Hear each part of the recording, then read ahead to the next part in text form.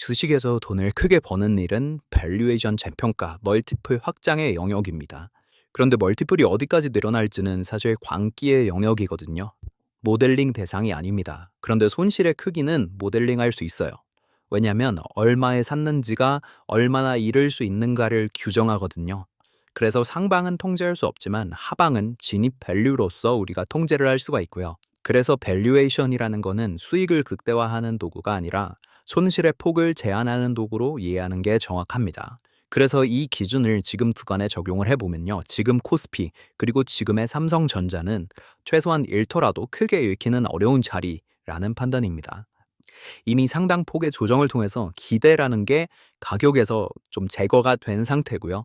밸류에이션이 낮다라는 거는 앞으로의 실망이 가격에 미치는 그 충격의 여지도 그만큼 줄어 있다라는 의미로 보시면 되겠습니다. 그리고 지금 AI 인프라 그중에서도 가장 구조적 성장률이 높은 섹터가 메모리입니다. 엔비디아 베라루빈 플랫폼의 원가의 62%가 메모리입니다. 두 번째로는 당분간의 공급 부족이 해소되기 어려운 제품 구조입니다. 그리고 세 번째는 밸류에이션이 싸다는 거죠. 보통은 성장성이랑 슈티지가 확인되면 밸류에이션이 높거든요. 그런데 지금은 그 순서가 어긋나 있고요. 그래서 기회다라고 생각을 합니다. 그리고 여태까지 하락의 원인도 좀 분해를 해보면요. 사실 사업 구조의 훼손이 아니라 EPS 성장 지속성에 대한 의심에서 비롯된 하락이었거든요. 그러면 이 주가를 되돌릴 변수 역시 동일합니다. 이익 추정치의 방향이 다시 위로 올라가면 되거든요. 그리고 이 트리거로 가장 가시성이 높은 게 HBM의 ASP 상승에 따른 신규 이익 성장이죠. 그리고 수익성 측면에서도요. HBM이 판가 자체도 범용 디램 대비해서 몇 배 수준에서 형성이 됩니다. 그래서 회사에서 HBM의 비중이 올라가는 것만으로도 전사적으로 평균 판가 그리고 마진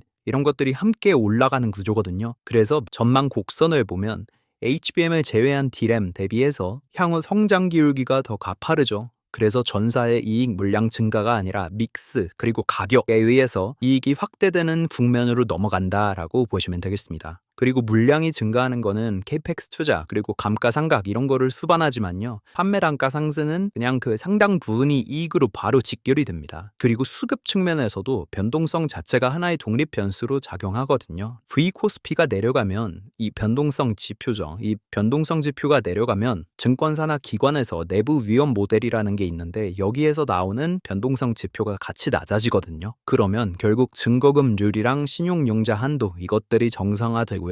기관들 입장에서도 같은 리스크 예산으로 더 많은 금액을 배정할 수가 있게 됩니다. 그래서 이런 변동성의 축소는 심리의 문제가 아니라 배정 가능 자금의 크기를 물리적으로 늘리는 겁니다. 그리고 최근에 주주 환원에 대한 이슈가 있었는데요. 삼성전자는 사실 주주 환원에 대한 이슈는 이제 없다고 보면 됩니다. 배당을 많이 하니까요. 그런데 하이닉스 같은 경우에는 이 주주 환원에 대한 얘기가 좀 명확하지는 않았고요. 3분기 말 전까지, 그러니까 9월 말 전까지 아마 좀 구체적인 거를 발표할 계획입니다. 그래서 그 구체적인 발표 전까지는 조금 더 횡보 및 하락 여지가 좀 남아있다라고 보고요. 사실 이 주주 환원이라는 게 투자자가 요구하는 수익률의 하단을 지지하는 그런 재료거든요. 그래서 이게 나왔다고 해서 멀티플이 갑자기 확장되고 갑자기 V자 반등을 하는 그런 요소는 아니다라고 보시면 되겠습니다. 그래서 앞으로의 코스피, 특히 삼성전자나 하이닉스의 경로는 즉각적인 V자 반등은 어렵습니다. 이 신뢰가 훼손된 구간에서 바로 가격이 들어 올려지는 경우는 거의 없고요. U자형으로 횡보하다가 상승을 할 텐데 이 횡보하다가 상승하게 되는 그 이벤트가 바로 ASP 상승이 실제 숫자로 나타나는 시점일 겁니다.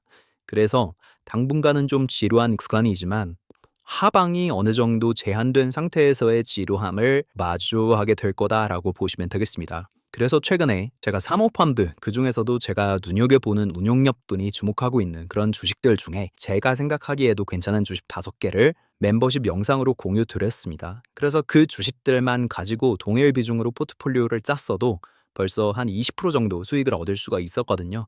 그래서 이런 포트폴리오는 수시로 편입하고 편출하고 이런 것들을 과정을 그대로 다 멤버십에서 앞으로 공유 드릴 예정입니다. 그래서 이런 것들이 궁금하시다면 참고하시면 되겠습니다.